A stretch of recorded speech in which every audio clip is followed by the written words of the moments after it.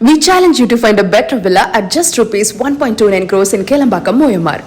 பாஜகவில் தேசிய அளவிலான புது நிர்வாகிகள் நியமனம் செய்யப்பட்டிருக்கிறார்கள். பாஜகவின் புதிய தேசிய தலைவராக கடந்த ஜனவரி மாதம் நிதின் நவீன் தேர்வு செய்யப்பட்ட நிலையில் அவரது தலைமையிலான பாஜகவின் புதிய நிர்வாகிகள் குழு அறிவிக்கப்பட்டிருக்கிறது.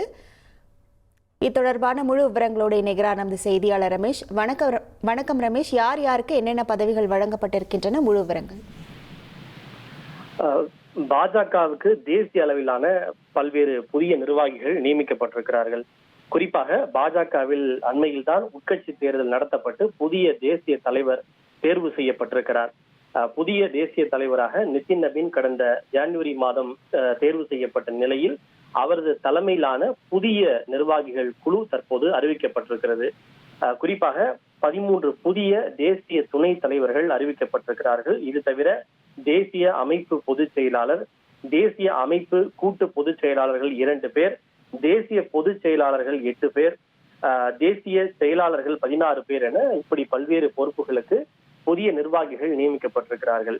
அதில் பார்த்தோம் என்றால் தேசிய துணைத் தலைவர்களை பொறுத்தவரை ராஜஸ்தான் மாநில முன்னாள் முதல்வரான வசுந்தரா ராஜே சிந்தே, அதே போல உத்தரகாண்ட் மாநில முன்னாள் முதல்வர் தீரத் சிங் ராவத், முக்கிய தலைவரான ராம் மாதவ், பைஜெயந்த் பாண்டா, அதே போல ஆந்திராவை சேர்ந்த புரந்தரேஸ்வரி, இப்படி பல்வேறு தரப்பினர் தேசிய துணை தலைவர்களாக நியமிக்கப்பட்டு இருக்கிறார்கள்.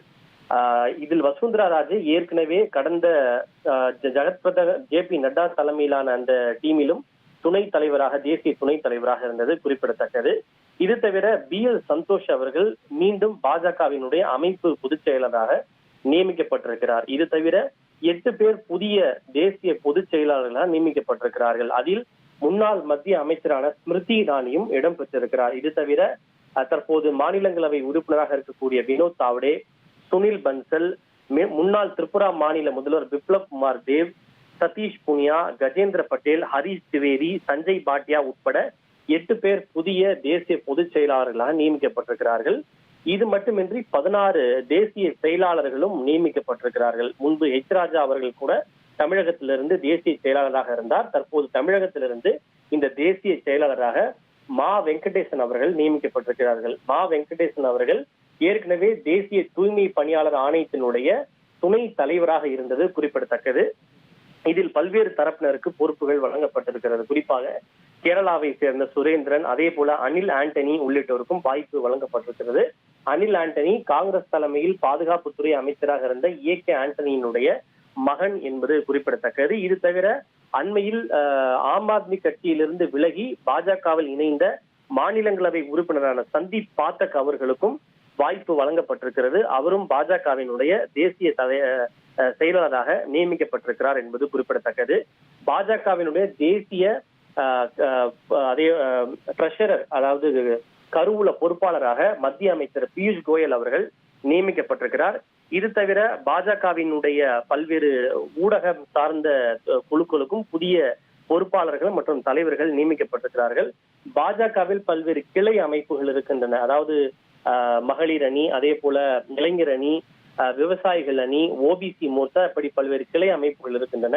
அவற்றுக்கும் புதிய நிர்வாகிகள் நியமிக்கப்பட்டிருக்கிறார்கள். பாஜகவினுடைய இளைஞர் அணியினுடைய தலைவராக குஜராத்தை சேர்ந்த ஹேமந்த் ஜோஷி என்பவர் நியமிக்கப்பட்டிருக்கிறார். இதற்கு முன்பு பாஜகவினுடைய இளைஞர் அணியினுடைய தலைவராக கர்நாடக மாநிலத்தை சேர்ந்த தேஜஸ்வி சூர்யா இருந்தது குறிப்பிடத்தக்கது. தற்போது அவருக்கு பதிலாக வேறு ஒருவர் நியமிக்கப்பட்டிருக்கிறார். அதே போல மகளிர் அணியினுடைய தலைவியாக சத்தீஸ்கர் மாநிலத்தை சேர்ந்த ரூப்குமாரி சௌத்ரி மகளிர் அணியினுடைய தலைவராக நியமிக்கப்பட்டிருக்கிறார். அதே போல ஊடக ஒருங்கிணைப்பாளராக அனில் பலூனி நியமிக்கப்பட்டிருக்கிறார் என்பது குறிப்பிடத்தக்கது. ஏற்கனவே பாஜகவினுடைய தகவல் தொழில்நுட்ப குழுவினுடைய தலைவராக அமித் மால்வியா என்பவர் இருந்தார். அவர் தற்போது மாற்றப்பட்டிருக்கிறார் என்பது குறிப்பிடத்தக்கது. இப்படி பல்வேறு புதிய பொறுப்புகளுக்கு நிர்வாகிகள் நியமிக்கப்பட்டிருக்கிறார்கள். குறிப்பாக அடுத்த ஆண்டு தேர்தலை சந்திக்கக்கூடிய பல்வேறு மாநிலங்களை சார்ந்தவர்களுக்கு கட்சி பதவியில் முக்கிய பொறுப்புகளும் முக்கியத்துவமும் வழங்கப்பட்டிருக்கிறது. விவரங்களுக்கு நன்றி Rameshkumar. We challenge you to find a better villa at just ₹1.29 crores in Kelambakam, Moyamar.